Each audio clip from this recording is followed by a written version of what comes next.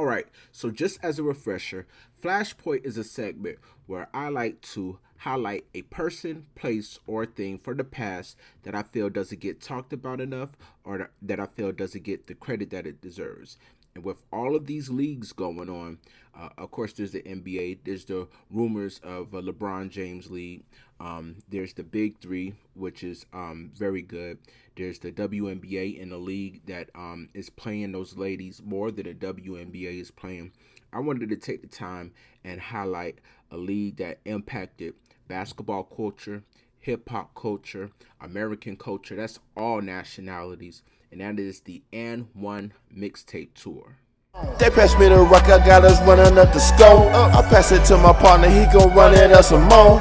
Training solo dolo, we been win on one accord. Who y'all think the hardest in this litty world of sport? Yo, what's up? This is Wanye Morris, One More Entertainment, Boys to Men. We over here just vibing that Mass MASPD, checking out the N1 compilations. My man Free, we up in this joint. Why don't y'all fill it with us? What? This is Tipton Malone, Tipton Malone. And1 got started in the early 90s as a clothing brand. And1 took off when they signed New York's finest, Stephon Marbury, around 1996. Now, a few years later, they changed the basketball world with a mixtape. This copyrighted telecast of the National Basketball Association. Back when there wasn't much variety in basketball and YouTube or social media wasn't around, they brought a whole swagger that changed the whole vibe. They were doing things you'd never seen before. And if you have seen it before, I'm pretty sure you were proud to be part of the origins of the And1 phenomenon. The first mixtape featured the man who has to have a feature on the Flashpoint segment for having one of the best handles ever, Skip to Malou. Skip made And1 proud by playing on the highest level in basketball, the NBA Finals. After one mixtape became more, eventually a tour, when new personalities emerged. And1 is not major anymore, though they are still active in the basketball world. However, you cannot tell the story of basketball without And1, making the And1 mixtape tour the Flashpoint hero of the day. Alive the most death, unless you sit back and listen, you ain't in no position to deal with my condition. No mentally and physical strength is indivisible. Crews becoming pitiful, space and a typical downfall. Eventual, I'm not feeling you. All right, Aaron. So, how was you introduced to And1?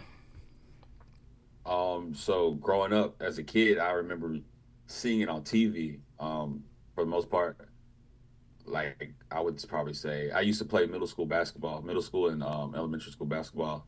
Okay. It's called Upward. I used to be a real big basketball fan back in the day. I used to actually want to play basketball, but watching street ball back in the day was just fun to watch. It's different than how it is nowadays. Mm-hmm. You used to have to go on TV. Used to have to go to And1 to watch that street ball. Nowadays, you see it on social media. But I just remember seeing guys like Hot Sauce, with the Professor, were some of my favorites. You still see the Professor nowadays doing stuff on Instagram. Yeah. Even like Half Man, Half Amazing. Just watching those guys grow up. Like you used to watch it on TV and then go outside and want to used to copy some of the stuff they did. And I remember trying to do some of the moves that they did in some of my basketball competitions in real life, and coach used to get mad at me for trying to be like the Professor in certain games growing up, like middle school and stuff. I remember those days, but yeah, that's that's what I remember from watching And1 growing up as a kid and stuff like that. Well, I remember. See, I was introduced to it a little before the Hot Sauce and Professor era, because I remember being at the barber. I grew up in beauty salons and barbershops, and my mama was a stylist.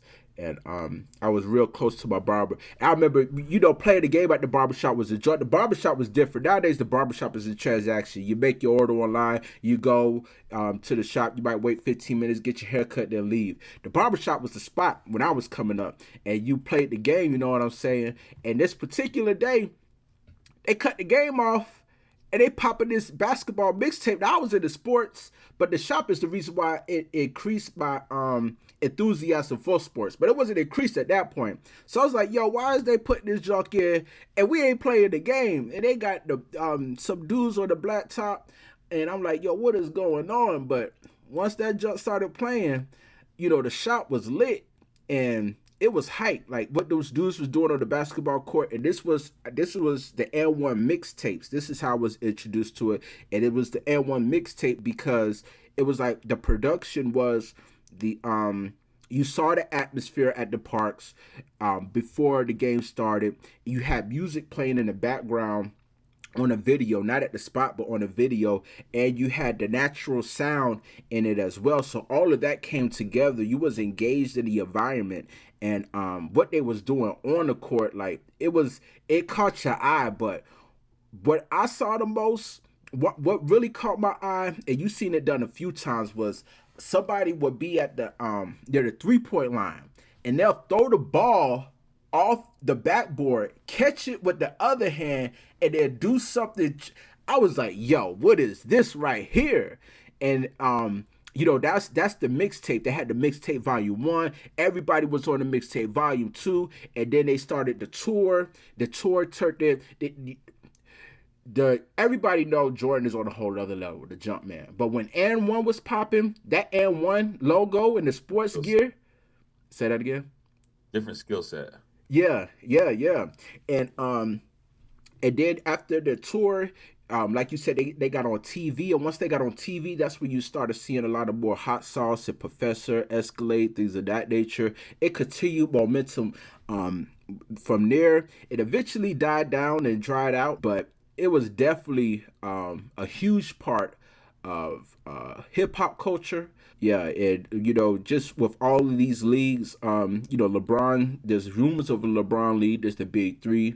Even the WNBA has, I forgot the league where the ladies are making more money than they're making in the WNBA.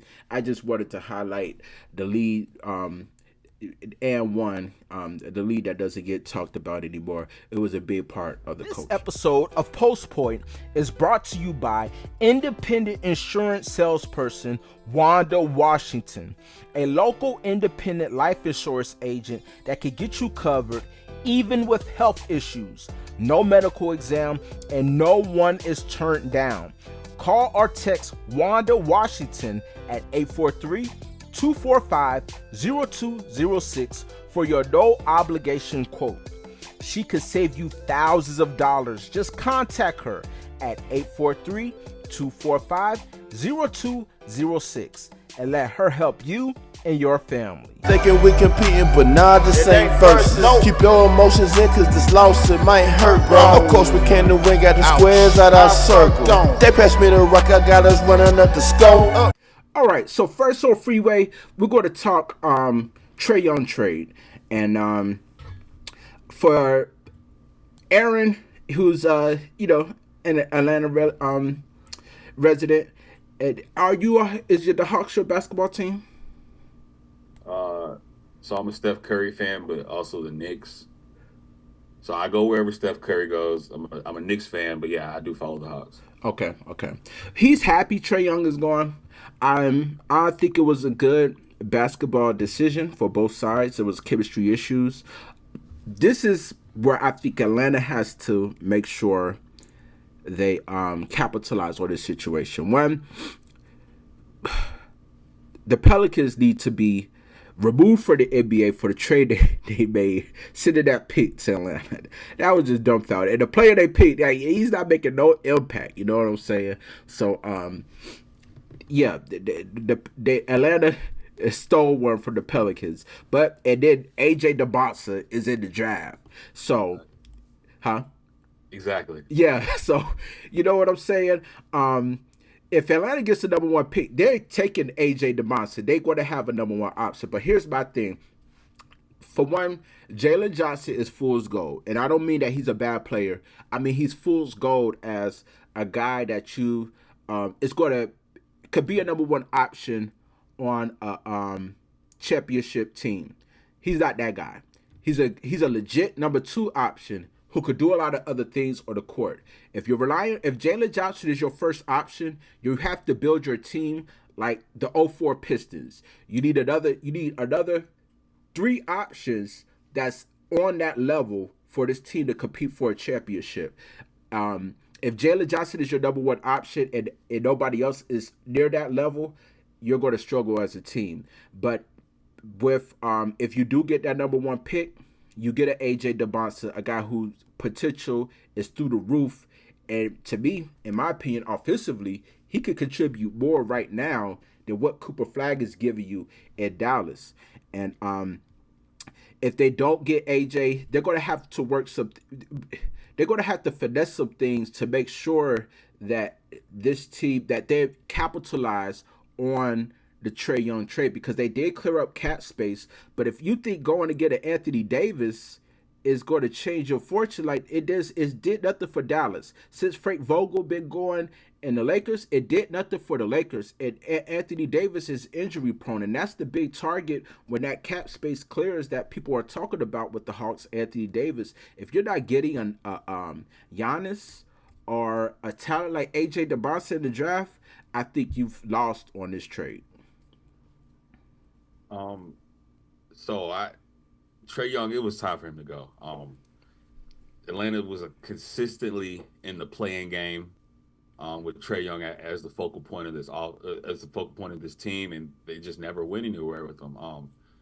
Being always in that 9th, 10th spot, fighting for the play-in, and then when you get in the play-in, you lose the play-in.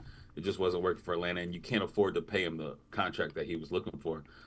Especially he would have required the supermax, being that he got drafted.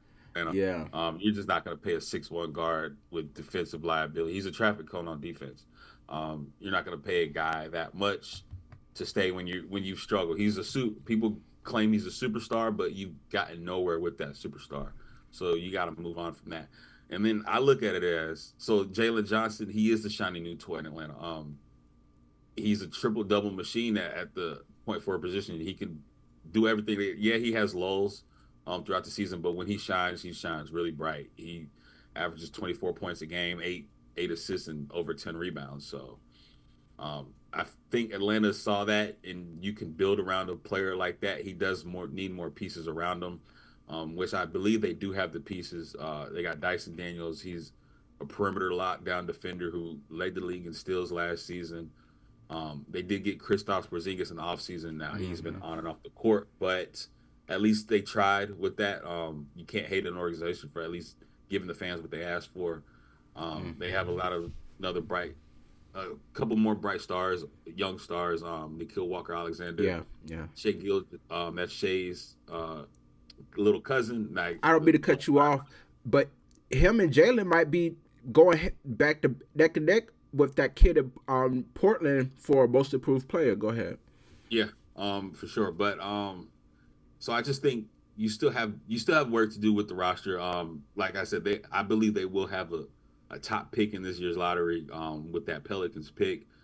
There's a lot of young talent in this upcoming draft, so we'll see what to do. And a big thing is, so last year we saw the Dallas Mavericks trade away a superstar in the same draft.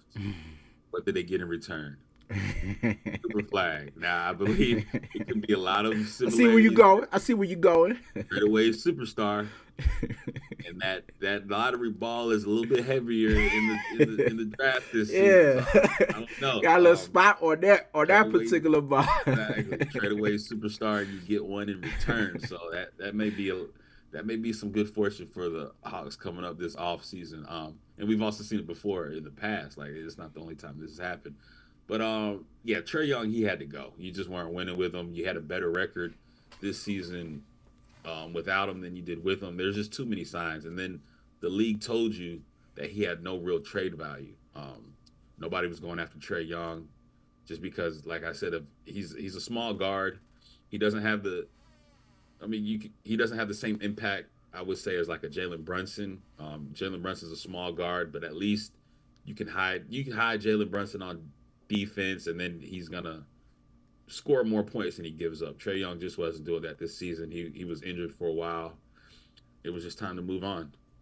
Yeah, Trae Young is a guy who has to play with somebody like Wemby, somebody like Shaq, somebody like David Robinson. He needs a big to where if you beat him and your defense is being exploited because you're trying to protect him, you got a legit rim protector that you have to contend with. And then that same guy because of the way the salary cap is, that same guy has to give you something on the other, has to be a threat on the other end of the floor to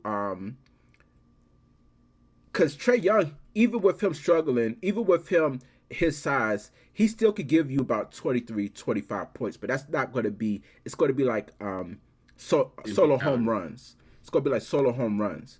Right. If he has a big, now his impact is more because his threat of assists, like when he was taking when he played Milwaukee, when Milwaukee won the championship, they played the Hawks he had Capella playing on a high level, and Capella was a threat. So now when he got into the lane and everything, you just couldn't collapse because you knew he wanted to throw the lob. You know what I'm saying? He has to play with a legit big that's going to give you something on both sides of the floor.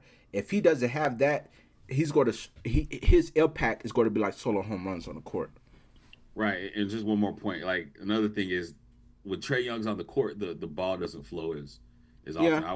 I watch a lot of Hawks games, and you can tell there's a major difference when he plays versus when he doesn't. Right. When he's out of the lineup, the ball flows between everybody fluently, and then he comes in and he's a cancer to that ball movement. He does take a lot of bad shots. He thinks he's a baby Steph at times. Now he did lead the league in assists last season, but I believe it was a lot of empty calorie stats. The ball movement does not flow as well with Trae Young. That's why he went to Washington.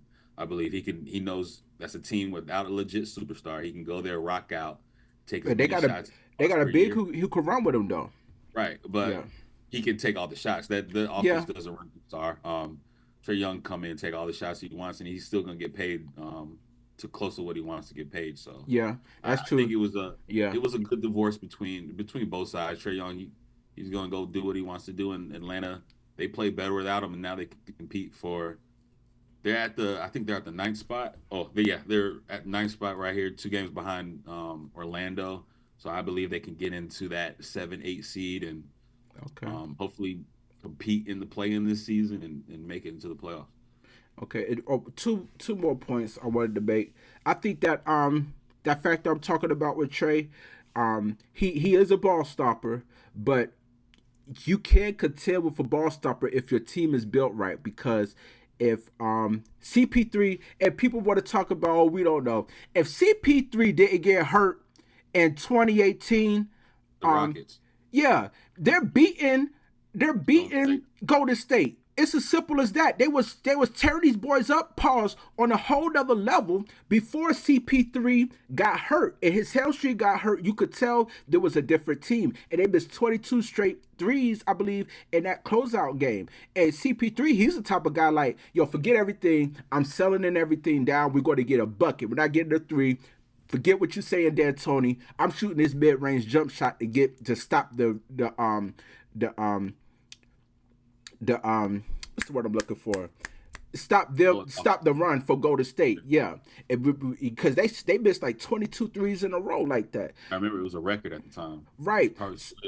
So that team, the way it was built around a ball stopper like James Harden, it showed if it's built right, it could work. And I think if Trae Young, the threat, like, come on, you watched the games where he was that year that he took Atlanta to the Eastern Conference Finals. That threat of him getting into the lane, and you don't know, you don't want to crowd him. It was like, and he's in the garden, like, that's some big stuff. You know what I'm saying? Dice. He was rolling dice in the garden. Yeah. Right. Yeah. So if he has that legit big, the team is built right around Trae. I think Trae is a guy, like I said, who could be a number 1 option on a championship team. And also going back to Atlanta, I remember I said Jalen Johnson is going to, if the team is built around him, he's going to need three pieces that are up to that level. Well, he does have Alexander, who's he's rising. If he could take another step, he'll be on that level. Kristaps Porzingis will be a guy, but he's injured, so they need another 2 pieces. A Kristaps, if it's not going to be him, another guy on that level, and then one more. And I think the Hawks will be ready to rock. Yeah, one of them's coming this off season. And we got CJ McCollum. He's older, but Yeah. he He could be yeah, 29. yeah, if he's in the right role, he's somebody who could contribute, CJ, yeah. He could be 29. So Yeah. All right. So we're going to talk contenders and pretenders in both the East and the West. I'll start off. I'll go with the East. I'm a bad boy fan. The Pistons are a legit contender. In the East, the team that's right below them right now, too, the Celtics, they're pretenders.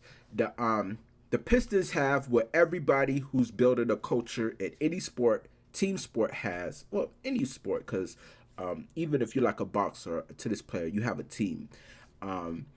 You want to have an identity, and the Pistons have an identity. Rough and tough.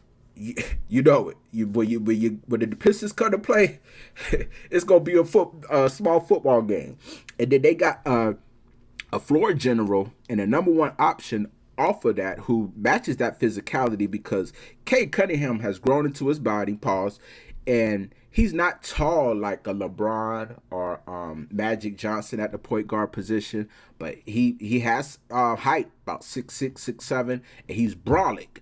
He's grown into his body, and he has a football background, played football in high school. Guys who play football in high school on a high level and they play in the NBA, those are guys like Anthony Edwards, LeBron, Rajon Rondo.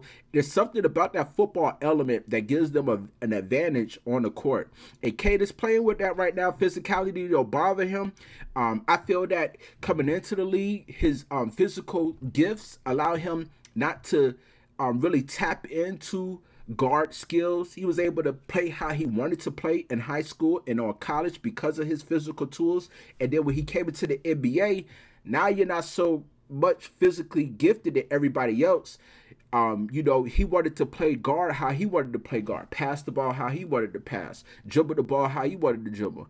Nah, man, when you play in the point guard position, especially in the NBA, you're going to have to rely on some things fundamentals that you worked on throughout life that he didn't need to work on. So you're seeing a change in him from when he came into the NBA. He was a little nonchalant passing the ball. He was a little, I would dribble how I want to dribble. Now he's adjusted to how the NBA needs a point guard to play. It is showing on the court. He's I mentioned this on another video. He's walking into arenas and know that there's nobody who could mess with him. And around that is a bunch of dogs, physical guys who complement what he's doing, and it's showing right now in the standings. They're my contender. Again, Boston is the pretender.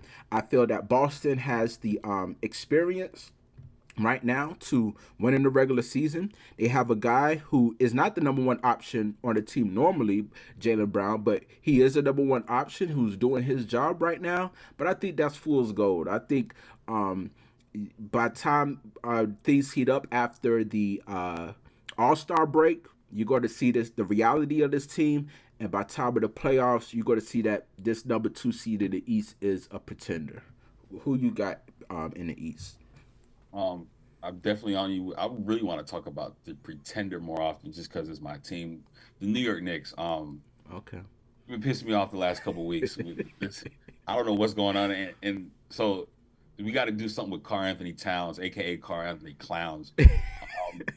This big man just doesn't know what he's doing ever since he got married a couple of weeks ago. But so I just want to go through the last 10 games from Karl Anthony Towns. All right, Okay. The last 10 games: 15 points, 20 points, 6 points, 23, 20, 12, 36, 11, 40. In the start of this game, 2 points in 29 minutes. You got to figure. I don't know if it's the coaching. A lot of reports are saying that Karl Anthony Towns really liked what Tibbs was doing. As we all know, the new coach, he really likes to go deep into the bench. He doesn't run that offense through Karl Anthony Towns. Karl Anthony Towns is a legit number one option. He could be on a number one option on a contending team. He's one of the best skilled big men in the league. Also one of the best shooter for a big man in the league. But we all know Jalen Brunson is the guy in New York. They got to figure something out with Karl Anthony Towns, which I believe is why they're a pretender. There's something lacking in New York. Team chemistry. I believe it's the new coach coming in. wants to go deeper into the bench and have Karl Anthony Towns that legit number 2 option when he doesn't want to be that. He wants to be a number 1 somewhere. And if that's the case, you got to ship him off. I think they're the biggest pretenders in the East when this was supposed to be the season to do it, because you have no Jason Tatum in Boston. But Boston's been playing very well lately. I believe they're the biggest contenders in the East after seeing what I'm seeing after the first half of the season. Jalen Brown, he's been playing at a all-star level. I think he'll be NBA all first team too as well. He's carried that team to second in the East. The Pistons, like you said, they're nitty, they're gritty, they play hard, but I just still think they're missing something. They're missing a legit number 2 option behind Cade. Jalen Duren has been playing well this season, but I think they're still missing something, a legit number 2. Let me speak on that for a second. Their number 2 is the number 2 that they plan to have is Jaden Ivey. Jaden Ivey, they drafted him high. They have high hopes for him. He got hurt last year, and he had to rehab. And then after his rehab, he got hurt in training camp. So they're working him back in now. He's probably been back for a good month. He's still because the team is different. So he's still trying to figure out how he fits in with the team right now. In my opinion, as a boss, as a decision maker, you have to see if he's going to figure it out. And if not, you have to trade him, because Cade has the level that Cade has went to. You have to be sure that number 2 goes along with him. And if he can't, you need to trade him. So that's the number 2 situation for the Pistons right now. All right. Like you said earlier, the experience that the Celtics have. Is Jason Tatum supposed to be coming back this season possibly? Nah. No, it's not Achilles. That's fool's gold. Somebody gonna come back a year within an Achilles. That's never happened. They still been playing well without him. Everybody thought they would be bottom of the East, but they're right there at the top. Not in the regular season now. They got too much experience and a number 1 option. You got a guy who could is a compliment to anybody in the NBA, and Derek White. And you got a legit organization. They're not going to be a team that's going to collapse, but I think they're a team that's going to struggle down the stretch to the playoffs, and then they're one and done, unless for some reason they find a matchup that's favorable. Bottom of the Hawks, somebody. that upset the wrong team. All right, so let's talk West contenders and pretenders. I spoke on this before, so I'm gonna just throw it out there. The kid Wemby, the best player in the NBA. I got them as a contender. I think that what they have going on the perimeter at the guard position, and they have adequate wings. Chappelle, what's the kid? Harrison. I think that's the dude named Harrison that used to play on Sacramento and Golden State. I believe his name Harrison. Can't think of it right now. They have adequate wings, but they have dominant guard play, and they have a dominant big man center. And I just think that right now, I think they just be careful with Wemby. You know, he is the franchise. When you that tall and that wiry, normally you deal with injuries. So they still have him on a minute restriction. For some reason, he still found a way to make an impact. I think that by time after the All-Star break, if he is where he needs to be health-wise, what they have going on there. When you play the point guard in the guard position, if you're a ball handler against the San Antonio Spurs, they got dogs, multiple dogs that could defend you full court. And on the other end, they're going to work you offensively on the other end as well. Like guards, ball handlers who play the San Antonio Spurs, I know they definitely get their night's rest before that game, because you got Stephon Castle, who's big, like 6'5". He's strong. He's athletic. And he got that mentality to, like, I'm not letting you score. And he'll pick you up full court. You got to deal with that. Working to get the ball up the court, to get it out your hands, and then get it back to isolate, to break him down, and then beat Wemby at the rim. Like, that's tough to deal with. And then offensively, come on, man, it's Wemby. And De'Aaron Fox, who's experienced. Like, I think they got too much going on. I think that it's already showing problematic for OKC, and by the playoff times, I think that's when they're going to realize their superpowers. Like young teams like this, they go through something adversity that makes them realize their superpowers. It really OKC kind of went through that last year against they went 7 games with at that time the best player in the NBA to be Joker, and they was able to overcome that, but that was adversity, and I think that once San Antonio hits adversity, which this young team that's all they needed some adversity, I think they're built to deal with it, and I think they're going to go to another level this year. That has them as my contender. My pretender is the Lakers, even though they're at the 5 spot. This team is in a dilemma because your number one option is Luka, and you have the best player to ever play the game, in my opinion, LeBron James, as the second option. Like that should be problematic. But the problem is when LeBron James is the second option, there's auxiliary things you would want him to do. Lock in on defense, help out on the boards, things of that nature. But because Luka's 36 points is ineffective, you need to call on the 41-year-old at different points of the game to be the number one option, right? And then on the other end of the floor, Luka is putting pressure on the defense. So now you got to ask the 41-year-old man, we need you to step it up a little more on defense because we got to hide Luka. And also, you can't just because DeAndre Ayton is not a 3-point shooter, you have to scheme around that as well. So it did even Austin Reeves, he's a scorer that you'll turn into the number 1 or number 2 option at will, but he's not a great defender. So they got a lot of eye candy. I feel that LeBron should not be in LA. This team is not built for LeBron. And I think they're pretenders. So my contenders, I have 2 contenders. I actually have 3, but you're right. Your point about the Spurs, they arguably look like one of the best teams in the West, and the West is crowded, especially up top. They beat OKC 3 times this season, 2 games back to back. We saw what happened there. They have the physical specimen in Wemby. The biggest thing for them is keeping Wemby healthy. He's been on minutes restriction. He's been coming off the bench. Is he still coming off the bench? Yeah, they played LA. He was coming off the bench.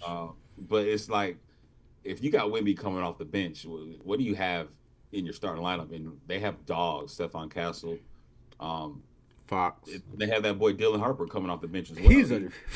He's a dog too. So and I keep forgetting about him. Dylan Harper looks really good. So for real, I don't know how the Spurs got all this luck the last 3 drafts. Get these young dogs, but they look really well. Everybody was hyping up the Thunder in the offseason, saying nobody can beat the Thunder. They might be the team with the best record in NBA history, and the Spurs just came in there and whipped them up 3 times. Yo, I'll be to cut you off. Wemby is a freshman, right? Mm-hmm. He's a freshman. Those are culture guys. Yep. The most interesting man in the world type guys. But when Wemby play OKC, he turned into a nigga. He turned into a straight nigga when he played OKC. Go ahead. Yeah. So I'm gonna say that they're the top contender. I don't see anyone beating them in a 7-game series. I don't know. Like I said, I have 3 contenders. The Nuggets. The Nuggets have real issues right now with a lot of injuries, but if they get fully healthy, they get Jokic back in a couple of weeks. They get Aaron Gordon recently came back a couple of games ago. Jamal Murray, knows what he can do on a night-to-night basis. He can average 30 and 12 a game any day. And I believe they just have a better roster overall, starting 5, I should say, with Cam Johnson, Gordon, Jamal Murray, and Jokic leading that starting 5. Christian Braun still? Yeah. Yep, Christian Braun. But I was watching the Nuggets game the other day. All 5 of their starters were out. But they should be getting some of these pieces back. So we see health-wise, I believe they can still contend with anybody in the NBA, especially the Spurs. Jokic can go bang for bang with Wemby. But my sleeper contender is the Minnesota Timberwolves. They do this every season. They fly under the radar. Nobody really talks about them throughout the regular season. And then they get into the playoffs, and that's when they turn up. Anthony Edwards, I believe behind Wemby, is the second best player in the West. Now, that's a bold statement because you got guys like Luka and still you got Jokic, but he's still averaging 30 a game. Like I said, flying under the radar. They got a top wing in the league, I believe, in Jaden McDaniels. Yeah. Julius Randle, he's been playing well. I was watching the Timberwolves game the other day, and his son was sitting courtside, hyping him up. Julius Randle, he can be a legit number one option, but he's the number two there. So I believe the Minnesota Timberwolves can compete with anybody in the West, even the Spurs. We'll have to see about a 7-game series, but flying on the radar. And the biggest pretenders for me is same as you, the Los Angeles Lakers. Something's going on there. They just rely on Luka. And then Austin Reeves has been out, but they're the best white tandem backcourt in the league. They both average 35, but the boys is traffic cones on defense. They got more defensive lowlights than they do offensive highlights. I don't know what it is. The boys just say, let's just try to outscore everybody, and we don't give a damn about defense. We don't care about defense. Especially LeBron, too. He's 42, 41, 42. Well, okay, because LeBron a guy, he has a high basketball IQ. LeBron knows at this point in his career, if there's kinks in the armor, because the last time we see him locked in on defense, the Lakers had a complete defense, and that's when they won the championship. They had a complete defense. If LeBron knows there's kinks in the armor, he's like, I ain't doing all that. It's just, I don't know. I mean, when you see LeBron James have less than 10 points to the game, it's time to hang it up. Well, that's LeBron. Okay, don't do that now, because when LeBron has been wanting to pass the guard. When Kyrie was there, when Kyrie left, he was like, yo, I was trying to pass you the keys. When they won the bubble championship, LeBron he didn't score less than 10, but he was close to that number a few times where he was just deferring. He was getting balls to the shooter, and Anthony Davis was doing his thing. So LeBron has been wanting to take on this role, and when he scored that 9 points, if I don't have the numbers in front of me, but I'm pretty sure the shots will show that he wasn't trying to score more than 10 points. Yeah, I don't have the numbers in front of me. But, yeah, it's just a stat that we haven't seen. Yeah. What was that, a 15-year stat he had? Something like that? That's what I'm saying. If it was intentional, like if he was out there like break, you know, like that. It's just hard to watch. I mean, he's arguably the top 3 player in NBA history, and I understand he's been wanting to do this for a long time. You know what I'm saying? It's just hard to watch. But like I said, they're pretenders. They don't have a single defender. DeAndre Ayton, what are you doing? They brought you in to be that lob threat that Luka could play off of, and he just hasn't worked out with Luka. It's just Luka's team. Since LeBron's came back, he hasn't worked out.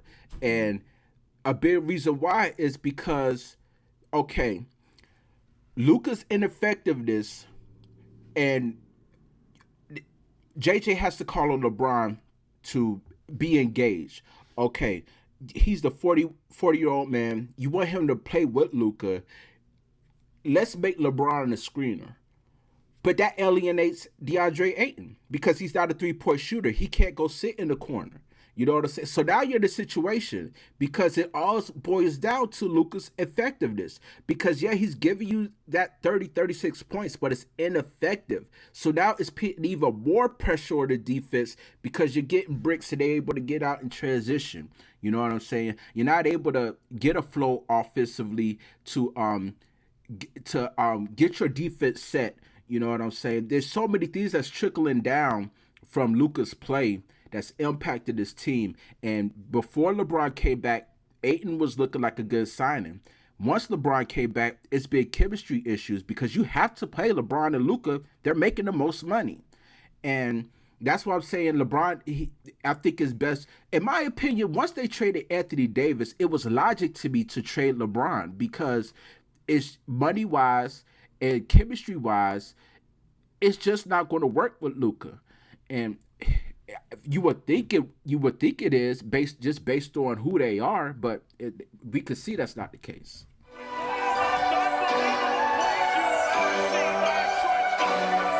Yeah, 7-6-2 slam. You want to debate? My team harder than yours.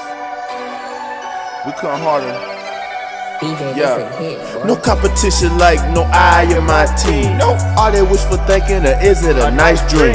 And we can see them coming, no need for high beam. Decision making, change a player, just do the right thing. Wasn't with me in the gym, so how can you contest? On the hilltop and ran many miles to be the best. Don't know what team I'm on, but I'm like how you see my chest. Look my uniform, I'm having it proudly way I'm dressed. The more I'm getting better, me more you getting worse. And thinking we competing, but not the same verse.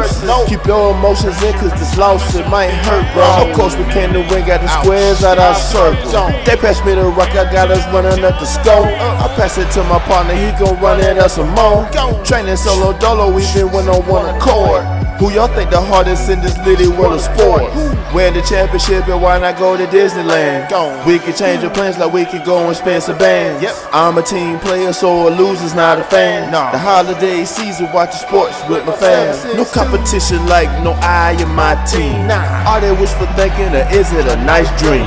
And we can see them coming, no need for high beam. Decision making, change a player, just do the right thing. Wasn't with me in the gym, so how can you contest? Walk the hilltop and ran many miles to be the best. Don't know what team I'm on, but I'm like how you see my chest. Got my uniform, I'm having it proudly way I'm dressed. Who better?